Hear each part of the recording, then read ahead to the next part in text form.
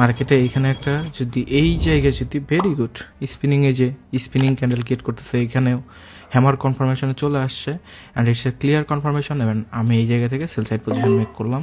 এবং মার্কেটের প্রেশার যেহেতু লাস্ট মোমেন্টে যখনই প্রেশার হবে তোমার ওই জায়গায় বোঝা লাগবে যে মার্কেটে কী হইতে যাচ্ছে, বিশেষ করে ওটিসি মার্কেটে লাস্ট মোমেন্টের pressure is very important with confirmation.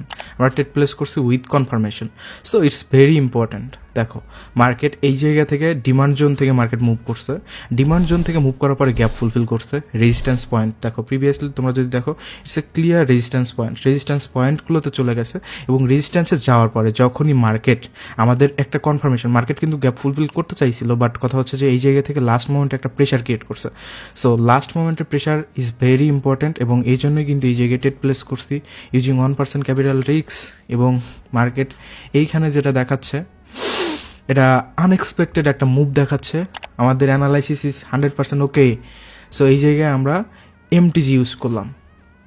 কেন ইউজ করলাম এটা তো তোমরা সবাই জানো।